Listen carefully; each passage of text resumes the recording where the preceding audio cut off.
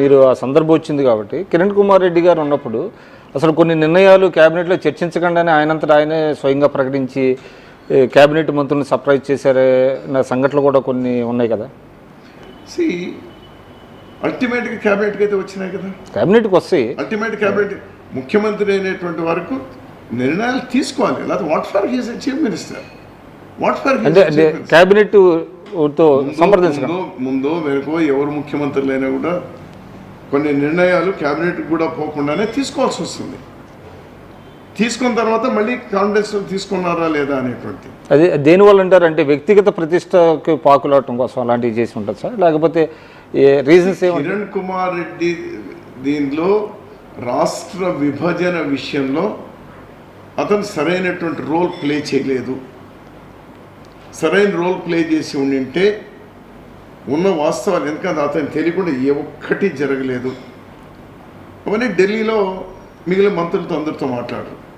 ఆ క్యాబినెట్ నిర్ణయాలు కూడా కాదు, ప్రభుత్వం వరకు క్యాబినెట్ నిర్ణయాలు, రాష్ట్ర విభజన వరకు పార్టీ అక్కడ ఉన్నటువంటి. సో దాన్ని మిస్లీడ్ చేసినాడు. దానిలో నేను విభేదించినాను. నాకు మంచి స్నేహితుడు. ఆ ఒక్క దానిలో మాత్రం, ఎందుకంటే ఒక సందర్భంలో మనమందరూ రిజైన్ చేద్దాం, కాంగ్రెస్లోనే కంటిన్యూ అవుదాం, మనమందరూ రిజైన్ చేద్దాం, గవర్నమెంట్ పడిపోతే పడిపోతుంది, అంటే రాష్ట్ర విభజన ఆగిపోతుంది, ఆ చెడ్డ పేరు మనకు వద్దు అనేటువంటి సమస్య లేదు అనేటువంటిది చెప్తూ వచ్చాను. అక్కడ మాత్రం ఆ ఒక్క విషయం విభేదించడం జరిగింది. ప్రభుత్వంలో తీసుకున్నటువంటి మా 10 సంవత్సరాలు రోషయ్య గారు కానీ, రాజశేఖర్ అన్న కానీ, లేదా కిరణ్ కుమార్ రెడ్డి గారు తీసుకున్న ప్రతి నిర్ణయానికి కూడా పాపం అయితే ఆ పాపం నాది ఉంది, దానిలో మంచిదైతే మంచి నాది కూడా ఉంది. ఆ విధంగా ప్రతి కాంగ్రెస్ పార్టీ ఆ రోజు ఉన్నటువంటి మంత్రి కూడా భావించాలి. అదేవిధంగా ఆ పార్టీ నుంచి బయటికి పోయినటువంటి వాళ్ళు కూడా అదే భావించాలి. ఇప్పుడు రోషయ్య గారు ముఖ్యమంత్రిగా ఉన్నప్పుడు అప్పుడున్న రాష్ట్రంలో కేసీఆర్ గారి ఇది కానివ్వండి, అంటే దీక్ష కానివ్వండి, సరిగ్గా హ్యాండిల్ చేయలేకపోయారు అనేటువంటి ఒక భావన ఉన్నది. అది ఎంతవరకు వాస్తవం అంటారు? అతను ఒక్కతన్ని దాన్ని ఫిక్స్ చేయడం అనేటువంటిది పొరపాటు, తప్పు. రోషయ్య గారు కూడా అందరితో మాట్లాడినారు, అందరి అభిప్రాయాలు తీసుకున్నారు, ఢిల్లీ వాళ్ళ అభిప్రాయాలు తీసుకున్నారు, ఇక్కడ కూడా తీసుకున్నారు. కాంగ్రెస్ పార్టీ మాత్రం ఒక్కటి, విక్రమ్ గారు ఇప్పుడు దుర్మార్గంగా ఇప్పుడు చంద్రబాబు నాయుడు గారు గవర్నమెంట్ ఇచ్చేస్తారు. కానీ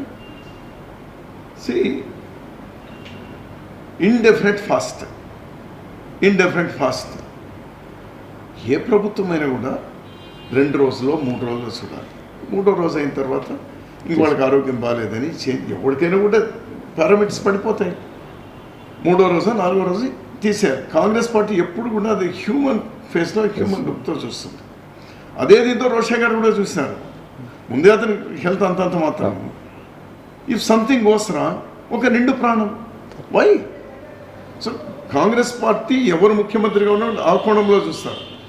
మేము కూడా అధికారంలో ఉన్నప్పుడు ఆ 10 సంవత్సరాల్లో తెలుగుదేశం వాళ్ళు, కమ్యూనిస్టులు, మిగిలిన వాళ్ళు ఎన్ని వాళ్ళు అమర నిరాహార దీక్షలు చేసినా 3వ రోజు 4వ రోజు క్లోజ్, బలవంతంగా 3వ 4వ రోజు. కానీ ఇతను చాలా దుర్మార్గంగా చంద్రబాబు నాయుడు ఎన్ని రోజులు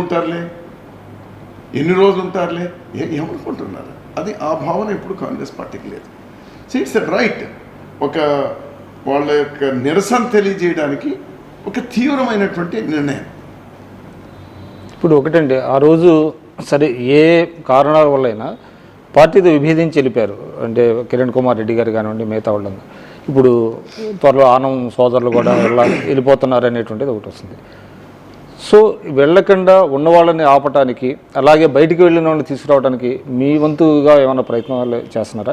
అంటే కిరణ్ కుమార్ రెడ్డి గారు కూడా మళ్ళీ తిరిగి పార్టీలోకి రావాలనుకుంటున్నారు అనే వార్తలు, అంటే ఎంతవరకు వాస్తవం తెలియదు, కానీ అటువంటి వాళ్ళని తీసుకునే ఉద్దేశం కూడా మీకు ఉన్నదా?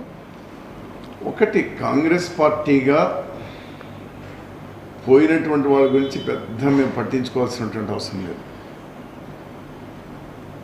నేనేమనుకుంటున్నానంటే, రాజకీయాల్లో ఎవడు పుట్టుకతోనే ముఖ్యమంత్రులు కాదు, మంత్రులు కాదు, ఎమ్మెల్యేలు కాదు, లేదా ఇంకోటి కాదు.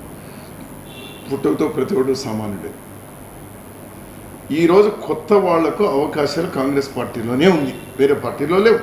ఆ 2 పార్టీలో కార్పొరేట్ పార్టీలు, కుబేర్లే 2 పార్టీల్లో కూడా, no exception. It's only Congress party. Congress పార్టీలో ఉన్నటువంటి వాళ్ళంతా వెళ్ళిపోయినారు. అటువంటి వాళ్ళు కార్పొరేట్గా ఉన్నటువంటి కొంతమంది వెళ్ళిపోయినారు. ఈరోజు ఫుల్ టైం పొలిటీషియన్స్ మాత్రమే కాంగ్రెస్ సిద్ధాంతాలు నమ్ముకున్నటువంటి వాళ్ళు ఉన్నారు. కానీ వీళ్ళకి అవకాశాలు రాని ఏమంత పరిగెత్తాల్సినటువంటి అవసరం లేదు వాళ్ళ చుట్టూ. బట్ ఉన్న వాళ్ళు ఎవరైతే ఉన్నారో ఎవరైనా కానీ వాళ్ళు పోవద్దు, ఉండండి, ఫైట్ చేద్దాం, పిరికితనం వద్దు. బలంగా ఉన్నటువంటి పార్టీ పోయాడు పిరికివాడు. వీళ్ళు పోయినంత మాత్రాన కాంగ్రెస్ పార్టీ బలహీనమని నేను అనుకునేటువంటి వాడిని కాదు. వాళ్ళు బలహీనలు కాబట్టి వాళ్ళు బలం ఉన్న చోటుకు పోయినారు. ఆ బలం అనేది అది పర్మనెంట్ కాదు. అది